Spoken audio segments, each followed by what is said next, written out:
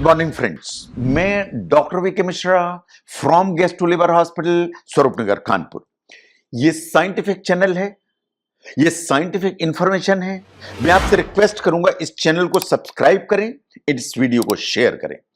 आज मैं बात करने वाला हूं उन स्टेप्स के बारे में जो लिवर के डिटॉक्सिफिकेशन के लिए इंपॉर्टेंट हैं। मैं बात करूंगा कि लिवर को स्वस्थ रखने के लिए लिवर अपने आप में कौन से 6 स्टेप फॉलो करता है, उनको जरा ध्यान से देखिए। ये साइंटिफिक मटेरियल है, लेकिन मैं चाहूंगा कि इसे आप सुने ताकि आपकी साइंटिफिक जो नॉलेज है या जानकारी है वो आगे बढ़े। ये जो 6 स्टेप हैं इनको ध्यान से देखिए। Number 1, glutathione conjugation, that is number 1 step.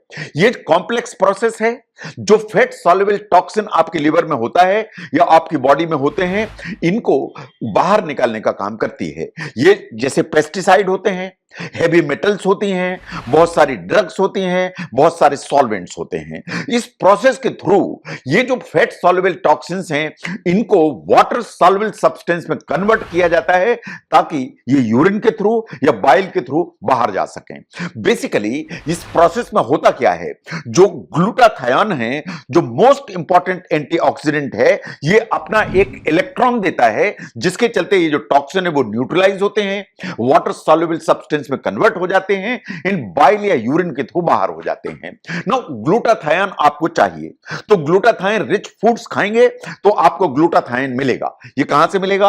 आप अखरोट खाएं तो मिलेगा, आप एवोकाडो खाएं तो मिलेगा, और बहुत सारे जो वेजिटेबल्स हैं, आप मस्टर्ड फैमिली जैसे ब्रोकली है, कैबेज है, कॉलीफ्लावर या गोभी है, इसमें एक केमिकल होता है जिसे कहते हैं ग्लूकोसिनोलेट। ये आपके लिवर को एलिमिनेट करने में मदद करता है इन टॉक्सिन्स में। इसके अलावा विटामिन सी रिच फूड्स हैं, जितने भी सिट्रस फ्रूट्स हैं, जो आप कीवी खाते हैं, व्हीट ग्रास खाते हैं, पेपर्स खाते हैं, ये सब अल्टीमेटली आपका जो लिवर है उसको ग्लूटाथायोन देते हैं। इन जो ग्लूटाथायोन है, थ्रू ग्लूटाथायोन कॉन्जुगेशन आपका जो टॉक्सिन्स हैं उनको बाहर निकालने की ताकत रखता है। नंबर 2 पर आता है अमाइनो कॉन्जुगेशन। ये भी आपको जानना चाहिए। ये जो ऐसी प्रोसेस है जिसमें अमाइनो एसिड कंबाइन होता है बहुत सारे सब्सटेंसेस से और एक केमिकल बनाता है या रिएक्टिव सब्सटेंस बनाता है जिसे कहते हैं एन ईस्टर। ये जो एन ईस्टर है, लेटर ऑन आपके जो टॉक्सिन्स हैं उनको न्यूट्रलाइज करने की ताकत रखता है। उनको न्यूट्रलाइज करेगा तो वो एलिमिनेट हो जाएंगे। तो इसका मतलब ये है कि जो अमाइनो एसिड्स हैं वो इंपॉर्टेंट हैं। जो अमाइनो एसिड इन्वॉल्व होते हैं, they are glycine, glutamine, taurine and serine. ये 4 अमाइनो एसिड से इन्वॉल्व होते हैं, लेकिन इनके लिए जरूरी है कि आपकी जो बॉडी है उसमें ठीक मात्रा में प्रोटीन होने चाहिए। इसलिए आपकी जो डाइट है उसमें प्रोटीन ठीक होने चाहिए। इट्स इमैटेरियल कि आप एनिमल प्रोटीन खाते हैं या आप प्लांट बेस्ड प्रोटीन खाते हैं, लेकिन प्रोटीन ज्यादा खाइए ताकि आपकी बॉडी को ग्लाइसिन मिले, ग्लूटामीन मिले, टॉरिन मिले और सीरीन मिले, और अमाइनो कंजुगेशन की जो प्रोसेस है वो अप टू द मार्क रहे ताकि टॉक्सिन्स बाहर हो सके। नंबर 3 पर आता है मिथाइलेशन। ये वास्तव में एक केमिकल प्रोसेस है, ये बहुत इंपॉर्टेंट केमिकल प्रोसेस है। ये बहुत सारे प्रोसेस में अदरवाइज इन्वॉल्व होती है, चाहे वो हम रिपेयर डीएनए की बात करें, जो डीएनए ब्रेकडाउन होता है उसको रिपेयर करने में मिथाइलेशन इंपॉर्टेंट है। इम्यून सिस्टम रिस्पॉन्स में मिथाइलेशन इज इंपॉर्टेंट है। एक्चुअली मिथाइलेशन की प्रोसेस से जो टॉक्सिन्स हैं उनको वाटर सॉल्युबल कंपाउंड्स में कन्वर्ट करता है लिवर, ताकि इनको बाहर इजीली भेजा जा सके, इन बाहर ये निकल जाएं। इसका मतलब ये है कि आप वो फूड चाहिए जो आपकी मिथिलेशन की जो प्रोसेस है उसको ऑप्टिमाइज करें। तो adequate intake of vitamin B6, adequate intake of vitamin B12 and adequate intake of folic acid, ये 3 चीजें हैं जो मिथाइलेशन की प्रोसेस को अप टू द मार्क रखते हैं। इसके अलावा जो मिथ्योनिन रिच फूड्स हैं वो आपको चाहिए। ये कहां से मिलेंगे? आप नट्स खाएं, यानी आप अखरोट खाएं, बादाम खाएं, उनसे आपको मिथ्योनिन मिलेगी। आप फिश खाएं, एग्स खाएं, उनसे आपको मिथ्योनिन मिलेगी। आप जो बीन्स खाते हैं, चाहे आप राजमा खाएं, चाहे ग्रीन बीन्स खाएं, उनसे आपको मिथ्योनिन मिलेगी। एंड जो चिकन आप खाते हैं, हैं, जो बाहर टर्की इस्तेमाल करते हैं, उससे भी आपको मिथ्योनिन मिलती है। तो मिथ्योनिन चाहिए, विटामिन B6 चाहिए, 12 चाहिए, फोलिक एसिड चाहिए, ताकि मेथाइलेशन की जो प्रोसेस है वो अप टू द मार्क रहे एंड लिवर इसको इस्तेमाल करके आपकी बॉडी की सफाई कर सके। नंबर 4 पर आता है sulphation. Sulphation is another detoxification process. ये जो इसमें जो एक सल्फर नाम का जो केमिकल है वो अमाइनो एसिड के साथ काम करता है, पर्टिकुलरली सिस्टीन एंड मिथ्योनिन के साथ काम करता है एंड आपकी बॉडी में बहुत सारे टॉक्सिन्स को बाहर निकालने की ताकत रखता है। तो सल्फेशन की प्रोसेस किसे बाहर निकालती है? जो आप दवाइयां खाते हैं उनको मेटाबोलाइज करके बाहर निकालती है। ऐसा तो नहीं है कि आपने दवाई खाई तो आप जिंदगी भर आपकी बॉडी में रहेगी, वो अल्टीमेटली आपके पित्त के थ्रू या यूरिन के थ्रू बाहर हो जाती है। जो फूड में इतने सारे एडिटिव्स आप डालते हैं, पीला रंग, गुलाबी रंग, हरा रंग, इन करने के लिए जो आप फूड एडिटिव्स डालते हैं, टेस्ट के लिए फूड एडिटिव्स डालते हैं, ये अल्टीमेटली टॉक्सिन्स होते हैं जो आपकी बॉडी में पहुंचते हैं। इनको बाहर करना है तो सल्फेशन चाहिए। जो बैक्टीरियल टॉक्सिन है उनको भी सल्फेशन की प्रोसेस से बाहर किया जाता है।